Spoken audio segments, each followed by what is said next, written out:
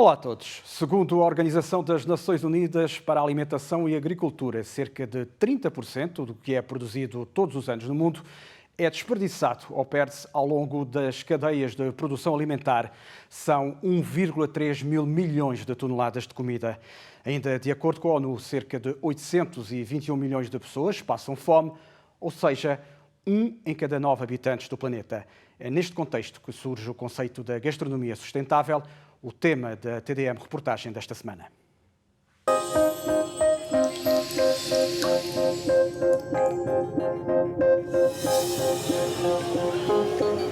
My dream is to have a sustainable farm that can supply my restaurants with fresh produce.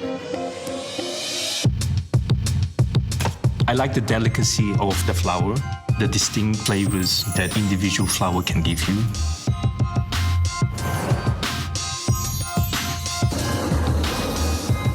We use tapioca, a very Asian vegetable, to create our own style of colorful crackers, topped with salmon and lobster. Creativity is very important for us. We love new and exciting ways to present our food to the customers. We use our vegetable waste to create whatever we need, such as our own straws. We don't like to use plastic straws.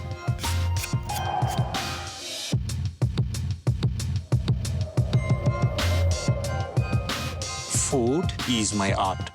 I want to be very creative when I plate. We have won the Michelin star 6 years in a row. This dish is pure vegan dish, using organic millet, different types of cauliflowers, and sago papadum. We use a lot of sustainable and organic ingredients. This is a pure vegetarian dish, tomato and cottage cheese with chickpea vermicelli. Vegetarian dishes are more healthy and very good for the planet. We are very lucky to have our own herbal garden. For students, it's also very good because they can actually learn the concept of earth to table. Everything does not come plastic wrap, it actually grows in nature. I can go to the garden and freshly pick up the herbs I need for the dish of today. Fermentation or pickling is a technique where you preserve vegetables so you can use them all year round. This is actually the best way to be sustainable and avoid food waste. This dish has history. African chicken is, in my point of view, very Macanese dish. We serve it with couscous and our own fermented chili.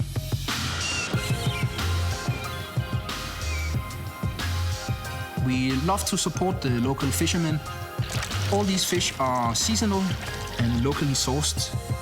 There's no plastic wrap, there's no frozen thing, everything is fresh.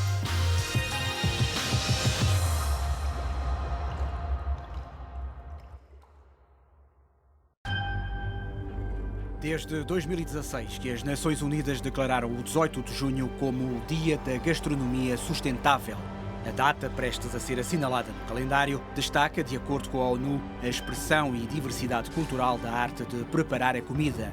Por cá, o tema esteve na origem de uma campanha desenvolvida pelos Serviços de Turismo e a National Geographic para promover práticas sustentáveis no setor da restauração no território. Uma iniciativa que serviu também para afirmar Macau como cidade criativa da Unesco em gastronomia. A sustentabilidade da cozinha implica repensar toda a cadeia de produção alimentar. Altera a gestão, a logística, o uso de recursos, a preparação dos alimentos e, obviamente, também mexe com os cardápios dos restaurantes. O objetivo é reduzir os impactos no meio ambiente, aproveitar melhor os recursos naturais e diminuir o desperdício em todas as etapas da produção. A nova filosofia gastronómica, que ganha cada vez mais adeptos na região, trouxe recentemente até nós uma das suas melhores intérpretes. Chantal Dartenal, uma chefe de renome mundial, esteve no Instituto de Formação Turística para um workshop e trouxe a experiência da África do Sul. We've had very severe water crises, so all of the farmers and the chefs were looking at ways that we could really sort of nurture the resource, respect it and use as little as possible. So the concept of sustainable farming almost developed I don't want to say overnight, because people have been focusing on it for a long time, but looking at producing higher yields, smaller spaces, lower water consumption, which can create more food at a lower cost. So this for us is the entire concept of sustainability. But it's also sustainability with supporting our local growers, the local farmers which is around the restaurant. Because if we don't buy their produce and we don't support them, then they are not going to be around. So it's also about working with your community and making them sustainable, making them grow and making them create more jobs, which then again makes your community sustainable. I would say that this is something that the entire world is looking at, because we are steering into a worldwide water crisis. This is becoming our most sort of sought after, and I'm pretty sure very soon our most expensive resource, because there's just so little and people are not focusing on preserving and conserving water. They are just using it by the gallons, polluting the water. So I think as soon as people start realizing how precious it is, and that even by the waste products from farming, you need to think about how you're putting, nutrition back into the soil, and not just producing at full production tons and masses of food, but not thinking about what is going to happen to the soil 10 years down the line. So this is it's a global thing that people need to start focusing on. Uma outra forma de entender esta nova era na cozinha é vê-la como uma espécie de regresso às origens. Think about how our great-great-grandparents lived. They lived from the soil, they produced what they needed, and then they were in tune with the seasons. Now for us, all we think about, I have tomatoes on the menu, I'm getting it for South Africa, we're getting it from China, from Spain, and you don't think about the routes that tomato has to travel to be on your plate. So chefs have to be more focused on what is in season, what they can use from their own country to sustain that environment and to also grow that industry. De acordo com a Organização das Nações Unidas para a Alimentação e Agricultura, cerca de 30% do que é produzido anualmente no mundo é desperdiçado ou perde-se ao longo das cadeias de produção alimentar. São 1,3 mil milhões de toneladas de comida. Ainda segundo a ONU, cerca de 821 milhões de pessoas passam fome, ou seja, 1 em cada 9 habitantes do planeta. É neste contexto que surge o conceito da gastronomia sustentável. Sustainable gastronomy. Gastronomy is not a fancy word for food, but it's culture, it's people, it's ingredients, it's close environment, it's everything involving making anything from the earth and put it on a plate. It's the new thing after we had the nouvelle cuisine, where we needed to use fresher ingredients, less preparation time. Then we have the molecular gastronomy, where we tamper with items. Then we just have, we had the last few years had been from earth to table, or farm to table, or farm to fork, or many, dear child have many names, yeah. So this time it's more traceability. We need to see where the ingredients come from. So in terms of me importing here on IFT, importing things from Europe, from Portugal, from France, from Scandinavia, I need to concentrate more on regional food. We don't have local food in Macau, but we have to use China as the regional cuisine. Yeah. So these are some of the terms. Also, sustainable gastronomy is also again common sense, that you need to control your food waste. You don't order too much. If you have food waste, you separate it, segregate it, so what can be recycled is recycled, what is plastic goes to plastic, and so forth. Yeah. Also, that if you don't use the light, you turn off the light. If you don't need the oven, you don't need to have it running full power. So we also conserve energy. Em Macau, o conceito da terra para a mesa, mediante o recurso a terraços e sistemas hidropónicos para cultivo próprio, sobretudo de vegetais, ajuda a tornar a cozinha mais sustentável. Uma prática bem conhecida do Instituto de Formação Turística, que desenvolveu a sua própria horta urbana e serve de inspiração a outros segmentos da restauração. Bigger restaurants, yes. We see an increasement in the rooftop farming or hydroponics, where we are, I'm not sure if it's Galaxy or Sands, they're building a big wall-mounted hydroponic system. Simply to counteract, they need to order overseas. So they have like a greenhouse going on. So when all the restaurants can be supplied by that hydroponics. So if they need parsley, they can go and take it from that. Then they don't need to order from South Africa or Australia and so forth. Yeah. So everything is produced, and you know hydroponics is water and nutrition. So there's no soil implemented. So also very easy in that sense. It isn't the easiest place to get products in, but we're very lucky because we have a fantastic organic farm in China.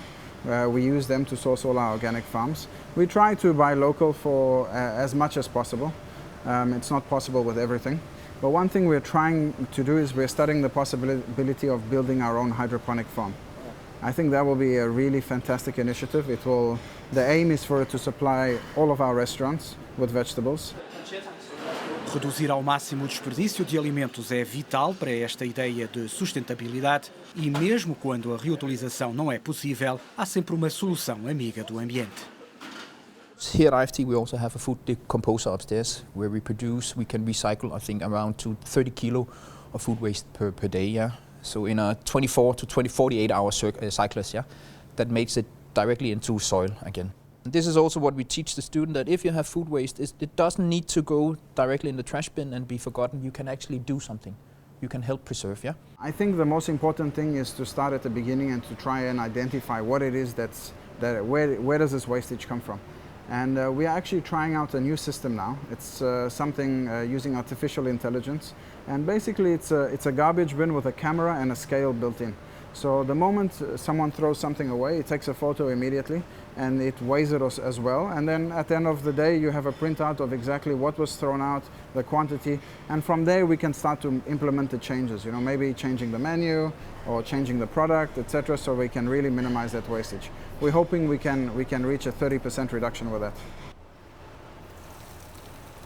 É com a ajuda destas boas práticas que o chefe Alex Gaspar prepara uma demonstração daquilo que pode ser considerado cozinhar de forma sustentável. Neste caso, um prato servido no restaurante Chiado, com a chancela de Henrique Sapessoa, à base de frutos secos, cenoura frita e acompanhado com um creme de queijo.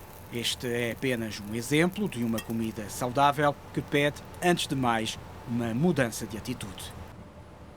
It's a vegetarian dish, and you know, it doesn't mean that everyone has to become vegetarian, but certainly reducing the amount of meat we eat is definitely better for the environment. It's also better for your own well-being. So I think it's something we should try to practice. We do it here in our resort with something we call Green Monday, in our employee dining room, where basically every Monday we make delicious vegan meals, and our team members really enjoy it. O Grupo Sands tem promovido uma política de responsabilidade ambiental com bons resultados. São pequenos passos em nome de um bem maior.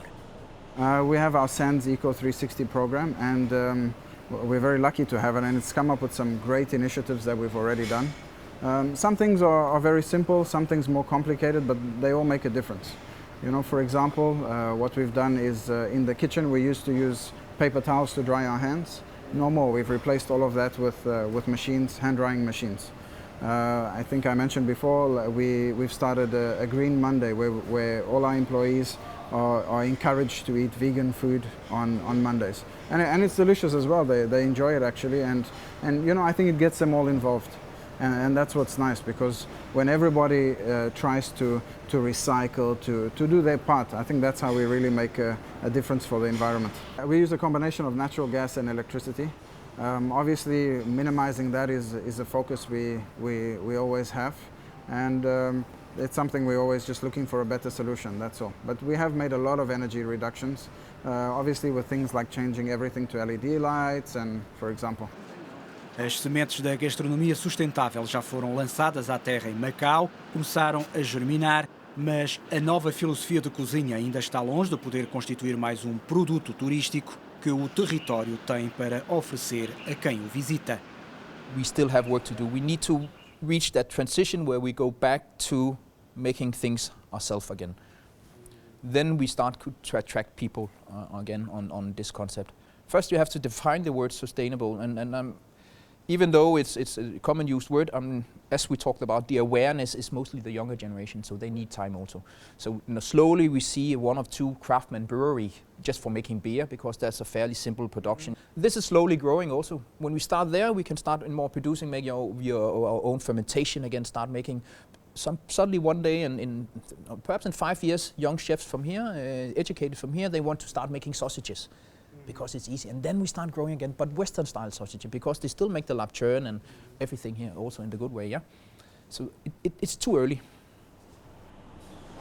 Num planeta que enfrenta crescentes desafios ambientais, a gastronomia do futuro terá de ser global e criativa, baseada na ciência e tecnologia, para conseguir alimentar 9 mil milhões de pessoas sem destruir o meio ambiente.